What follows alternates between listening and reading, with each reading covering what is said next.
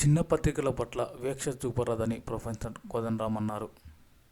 మంగళవారం రోజున డీజేఎఫ్ జర్నలిస్టుల 4వ జాతీయ మహాసభకు హాజరైన ప్రొఫెసర్ కోదండరాం మాట్లాడుతూ, చిన్న పత్రికల పట్ల వీక్ష చూపరాదని, అన్ని పత్రికలకు, జర్నలిస్టులకు సమానమైన గౌరవాన్ని ఇవ్వాలని ఆయన అన్నారు.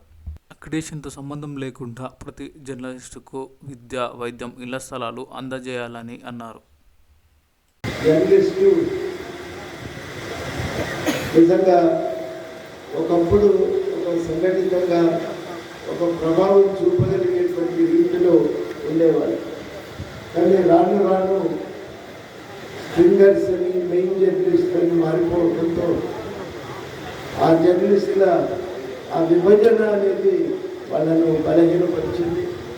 ఆ బలహీనపరచడం వల్లనే ఇవాళ మరి గట్టిగా డిమాండ్ల సాధన కోసం ఒక రాజకీయపరమైన ఒత్తిడి పెట్టడం కానీ, డిమాండ్ల సాధన కోసం ప్రభుత్వంపై ఒత్తిడి పెట్టడం కానీ ఇప్పుడు కొంత కష్టసాధ్యంగానే మారింది. వాస్తవానికి రెండో కీలక పరిణామం ఏంటంటే, మీడియా మొత్తం కార్పొరేట్ కంపెనీల చేతుల్లోకి పోయింది. ఆ కార్పొరేట్ కంపెనీల చేతుల్లోకి పోయిన తర్వాత సాధారణమైన ప్రజలెవరికి కూడా మీడియాను ఇంకా ఉపయోగించుకోవడానికి అవకాశం లేకుండా పోయింది. వాళ్ళని స్థాపించడం, నడపడం వెనకటికి సాధ్యమైంది. ఆంధ్రపత్రిక పెడితే మామూలు ఉద్యమ ఆకాంక్షలతో ఆ రోజుల్లో ఉన్న పరిస్థితుల్లో నెలకొల్పిండు. అట్లా చాలా పత్రికలు రకరకాల వ్యక్తులు నెలకొల్పి ఉన్న కొద్దిపాటి డబ్బులు వాటిని నడపగలిగింది. కానీ ఇవాళ అది సాధ్యం కావటం లేదు. అందుకని ప్రత్యామ్నాయంగా ఇవాళ సోషల్ మీడియానే ఒక వేదిక అయిపోయి ఆ సోషల్ మీడియా ద్వారా రకరకాలుగా పత్రికలు నడిపే ప్రయత్నం ఇవాళ జర్నలిస్టులు చేస్తూ ఉన్నారు. ప్రభుత్వం కూడా ఏం చేసిందంటే, ముఖ్యంగా పోయిన ప్రభుత్వము కార్పొరేట్ మీడియా పట్ల సానుకూలంగా ఉండి చిన్న మీడియా పట్ల వివక్షపూరితంగా వ్యవహరించింది.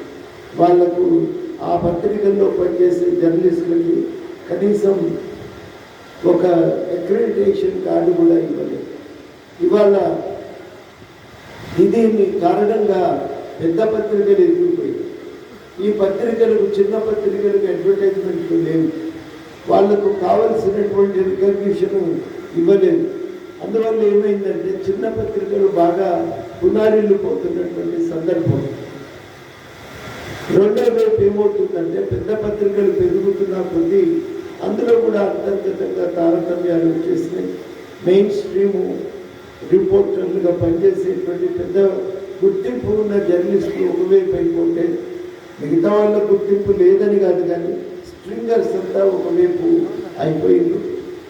ఈ విభజన అనేది చాలామందికి నష్టం చేసింది. ఇవాళ మనం కీలకంగా అడిగేది ఏంటంటే, జర్నలిస్టులకి ఈ బార్గెనింగ్ కెపాసిటీ మనం పెంచుకోవడం మన మొదటి కర్తవ్యం, మనకు అవసరమైతే. రెండవది, మనం ప్రభుత్వం ముందు పెట్టవలసిన డిమాండ్లను స్పష్టత కూడా రావాలి. వచ్చింది కూడా మనందరికీ. మొట్టమొదటిగా అందరం అడిగేది గుర్తింపు కార్డు ఇవ్వండి, చిన్న పత్రికలకు కూడా అడ్వర్టైజ్మెంట్లు ఇవ్వాలని. మూడవది, మనం అందరం గట్టిగా అడగవలసింది, జర్నలిస్టులు మునుపటి పరిస్థితి కాదు. అప్పుడు వైద్యము చాలా ఎక్కువకు దొరికేది, విద్య తక్కువ ఖర్చుకే దొరికేది.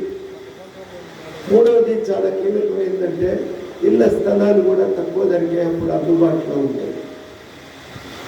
ఆ కాలంలో ప్రభుత్వం కూడా ఇబ్బంది పడకుండా ఇళ్ల ప్లాట్గా ఇచ్చింది. కానీ ఇవాళ ఏమైందంటే, కార్పొరేటీకరణ చెందిన తర్వాత విద్య కానీ, వైద్యం కానీ అందరి ద్రక్షగా మారిపోయింది. అవి రెండో ఖర్చులు, కీమతులు బాగా పెరిగిపోతే, మూడో వైపు ఇక ఇళ్ల స్థలాలు రేట్లు అయితే మనకు అందనంత స్థాయికి ఎదిగిపోయింది. మరి ఈ ధరలు పెరుగుతున్న కొద్దీ ప్రభుత్వం కూడా భూమిలో, ప్లాట్లో ఇవ్వడానికి సంశయంలో ఉన్నది. ఇట్లాంటి సందర్భం మనకు వాళ్ళు ఉన్నది కాబట్టి మనం అందరం ప్రభుత్వాన్ని అడిగితే, ఒక ఇళ్ల స్థలం ఇవ్వండి, వైద్యానికి ఒక హెల్త్ కార్డు ఇవ్వండి, మా పిల్లల చదువులకు మీరు కొంత సహాయం చేయండి అనేది ఇవాళ మనం ప్రభుత్వాన్ని అడగవలసిన పరిస్థితి వస్తుంది. దాంతో పాటే సమాంతరంగా మనం అడగవలసింది ఏంటంటే నాణ్యమైన విద్యను అందించగల స్కూళ్ళు ప్రతి ఊళ్ళో పెడితే మనందరికీ సౌకర్యంగా ఉంటాయి. ఇప్పుడు కేంద్రీయ విద్యాలయ పోవటానికి చాలామంది ఇంట్రెస్ట్ చూపిస్తున్నారు. గురుకులాల్లో చేరటానికి చాలామంది ఉత్సాహపడుతున్నారు. మంచి విద్య తక్కువ ధరకే దొరుకుతున్నది కాబట్టి అందరికీ అది సౌకర్యంగా ఉంది. అట్లా ఈ సంఖ్యను పెంచగ